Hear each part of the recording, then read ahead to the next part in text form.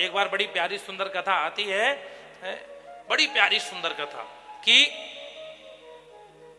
एक बार नारद जी महाराज जमुना किनारे आए। उन्होंने क्या देखा, ध्यान से सुनी, बड़ी प्यारी कथा। जमुना किनारे आए, क्या देखा, एक ब्रज गोपी ध्यान लगा रही है, ध्यान लगा रही है। नारद जी विचार करने लगे, ना ये पढ़ी, ना लिखी, ना स्कूल गई, ना विद्यालय गई, ये ध्यान क्या जाने। ध्यान तो वेदों का, वेदों की भाषा है। ध्यान अवस्थित तद गति न मनसा पश्यन्ति यम योगिनो, बड़े बड़े योगी ध्यान लगाते हैं, ये किसका ध्यान लगा रही है। तो नारद जी पास में खड़े रहे। नारद जी विचार करने लगे, जब ये नेत्र खोलेगी तो बात करूंगा। जैसे ही उसने नेत्र खोले तो नारद जी ने उससे कहा, देवी एक बात बताओ। बोले क्या, ये ध्यान की विधि तुमने कहां से सीखी, कहां से सीखी। तो गोपी क्या कह रही है, वो सब कथा सुनेगा, बड़ी प्यारी है।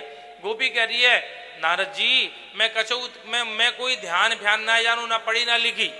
तो फिर ये क्या कर रही थी। तो गोपी कहती है, ये जो नंद को छोड़ा है ना, यानी हमारा जीव दुर्लभ कर रखो है? जब हम गो धुवन करवे जाए, 22 समय आ जावे, भाभी हमें दूध ना पिलाएगी, सबरी धार जा की तरफ कर दिए और देखें तो सबरा दूध जमीन पे पड़ा, नंद को छोड़ा है ही ना। स्वप्न में यह आता है, जागृत अवस्था में आता है। घर में हमसे सास लड़े, हमारे पति लड़े, हमारे ससुर लड़े, हमारे रिश्तेदार नातेदार लड़े, तू बाबरी है रही है या कृष्ण के पीछे, यानी हमारी घर गृहस्थी बेकार कर रखी है। मैंने आज कसम खाई है, या नंद के छोरा है अपने दिल से निकाल के मानूंगी, या हमारे मैं जमुना किनारे प्रयास कर रही हूँ मेरे हृदय से निकल के चलो जाए बाहर, या हमारे घर में अपना मन तो लगा सकूं मैं। नारद जी तो सिर पकड़ के बैठ गए, राम राम राम।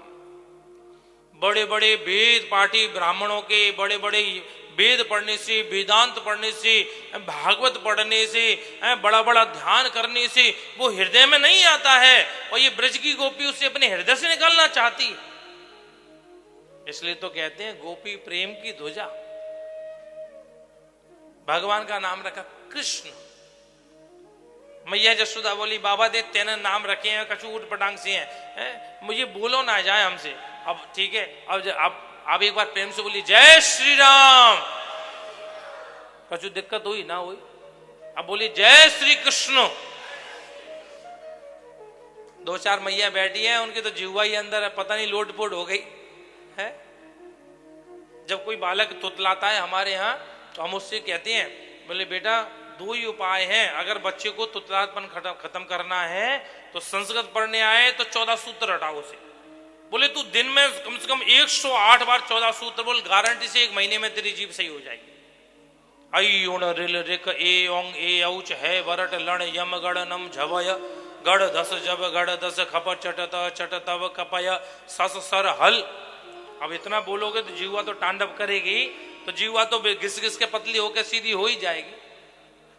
और अपने घर में, आपके घर में कोई बच्चा तुतलाता है, उसकी भाषा सही नहीं हो रही है, तो उससे रटाओ, जय श्री कृष्ण जय श्री कृष्ण जय श्री कृष्ण जय श्री कृष्ण।